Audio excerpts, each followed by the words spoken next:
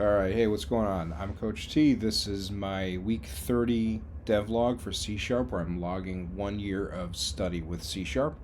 I'm recording on a different computer, so it's a little bit weird. I might be a little bit clumsy, but basically, it's really, really early on a Sunday, and I had a busy Saturday. So I'm just going to do a quick video check in here. This week was not a lot of coding. I'm kind of getting down to the wire on a different project, and I need to do some 3D modeling and art for that project to get the chains moving. So I did a lot of low poly 3D modeling to help that part out, and I did a lot of sketching. But when I did have some time to code on a couple of the evenings, I worked on a little bit of the shooter project. I did a little bit more research into generics and a little bit more research into interfaces, trying to understand what is the best way to proceed with a state machine, because the more that I've read about state machines, the more that I've read basically every object that's interactable or driven by the player uses some sort of state machine in a game, and and that seems to be true of a lot of applications as well. So I want to understand this concept, and they both state machines seem to be pretty closely tied to generics and interfaces. I see banter back and forth about whether you should use generics or whether you should use interfaces, composition versus inheritance, and at only 30 weeks into C Sharp, I'm not going to know better. So I just did a lot of reading and listening and watching. I took a couple pages of notes. I tried to build some generics. I failed at building some generics. I implemented some interfaces, and I succeeded at that. So I guess in terms of where I'm at as a C Sharp developer, generics are still pretty opaque to me. I understand that you can fit anything in that is generic in that way, but the syntax I really struggle to parse, and I just don't seem to be able to use them the way that I instinctively want to use them, which is the way that I'm using interfaces. So I'll show you an example, a quick example, because I'm going to keep this video trim of how I'm using them. But I did want to show a little bit of a progress update on the game. So let's see if I gotta go to basic scene, and then we will transition over to this. All right, so we can run around. We've got two weapons. This one doesn't have sound effects yet, so oh, it's really hard to aim with a regular controller. Let's see, did he die? He died. Okay, he died. All right. So what I did is, obviously they have a death animation that doesn't quite work, and they fade. I'm still working on getting the animator to properly disable and the nav mesh agent to properly disable, but I also unhitched them. Oh, he died real fast. Oh, he's still alive, though. Huh. I unhitched them from just using their sensors, and you can see that one came from way over on the left and another came from the right. That's because they're using ray tracing straight forward, and they could spot me that way, but they also use a proximity sense, which doesn't quite work, because look, this guy's blind to me unless I get right into the beam. So as far as their state machine goes, obviously still leaves something to be desired. Oh, and there's a little bit of the spookiness. Yeah, see, it's not perfect. So I need to work on this from kind of the ground up. But whatever, I'm still in prototype phase. Sometimes they die real fast too, which is weird. Yeah, see, it should be turning that off. I had adjusted the death state, and it seemed to be working, but more recently I've seen issues with it. So I do have another weapon in here. I don't have a way to zoom in on this application, because this is the build. You can see the camera's still a little bit janky, too. I don't like the way that it tries to rotate the camera, and I don't know why it's doing that. So that's something for me to have to experiment with. Right now it's not going to do anything, because there's turned everything off on that gun. Oh, he came back to life. See, that's not supposed to be able to happen.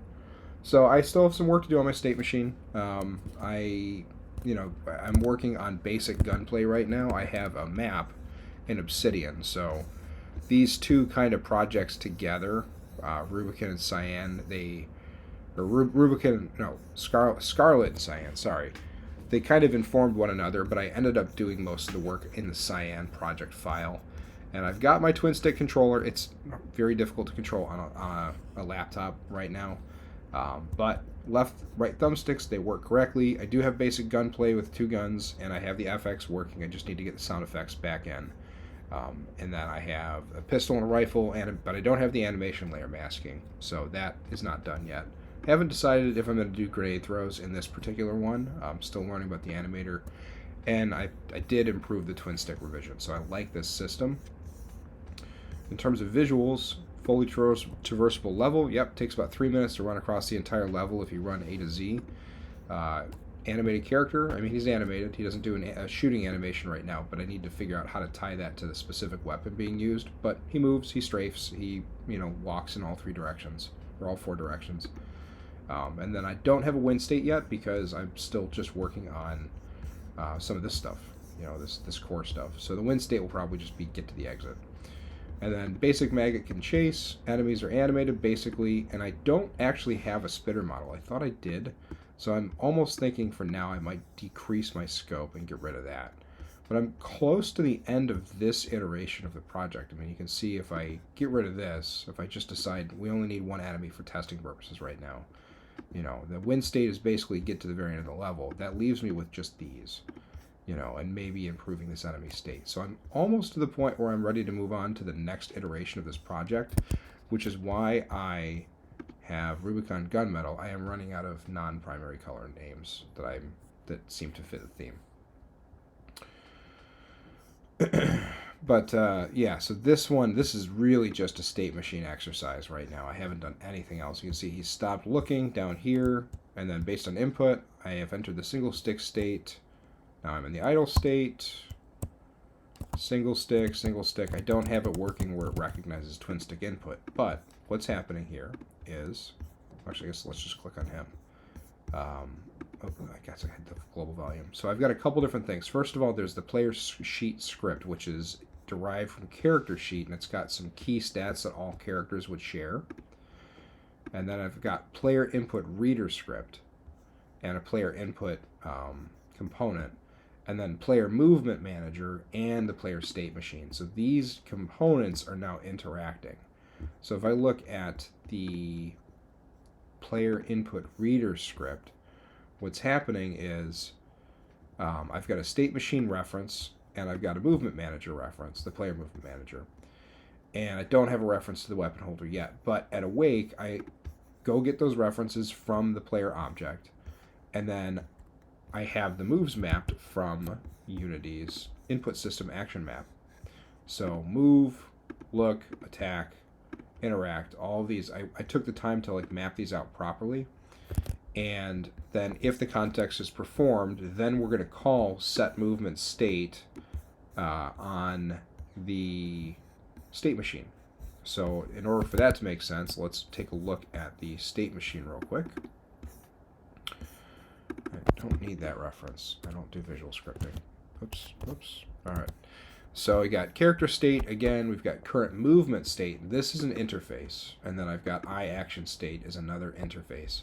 So what I realized is if I'm moving around and shooting or doing other actions, I need to have basically an upper body state and a lower body state in a way that would match the animation masks. And then I've saved all of those states into 2 different dictionaries for action states and movement states, and I've got is transitioning action states, is transitioning movement states. So it's basically kind of running 2 states at once. Maybe I could do this with an upper and lower body thing. But I've got void awake, so it gets the component for the character sheet, right? And then update, it's going to continuously run the state of whatever the current movement state is. I haven't done anything with action states, but in theory this would say current action state as well. And then I am subscribing to the character sheet's initiate death or on death event in order to circumvent some of those weird spooky enemy resurrecting themselves things. And then again, set movement state, which grabs the current state, says exit it, sets it to a new state using the dictionary, and then enters that state. So that's roughly how the state machine works, very similar to the last one. And then I have the infrastructure for setting action states, but this is technically a repetition of dry, or a violation of dry. I just haven't figured out a way to get around it yet. So I spent a couple hours working on this, and I just haven't done the work to bridge the gap between the old system where it took the context, read the value, assigned the values. I haven't done the work there to move that over into a state machine version of that system where if it's reading, that the left thumbstick is moving but the right thumbstick is not, then it would be a single stick. If the right thumbstick has value greater than vector 0 and the left thumbstick has vector 0 data, then you're rotating, and that would allow me to play that animation because you'd be in that state, So I'm working on that. I think that's going to be the evolution of this project, is getting a state machine running that governs character movement and actions. And then really sorting out the ray tracing issue with twin stick shooters. I'm probably overthinking it, but because I want there to be player feedback, visual feedback, like, oh, if you hit the enemy, you see like a pout of blood or whatever, then I've got to know which normal it's hitting on the enemy. So I need to sort out the issue with ray tracing not quite working based on where the player's holding the gun and then based on where the enemies are holding the gun, or where the enemies are positioned in space. So I have a couple of logical puzzles to figure out. It's fun.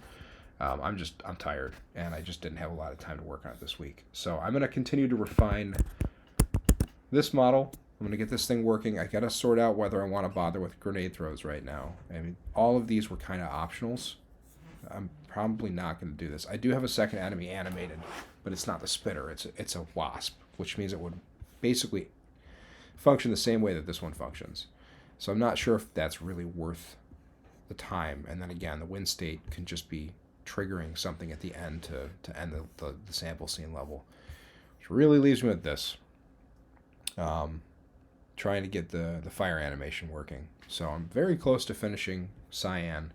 Next week, I think I'll probably have finished it. And then my plan is to go forward and do another tutorial course or two with the GameDev.tv crew, just because I'm sure that there are things that I don't know that they could make simpler for me.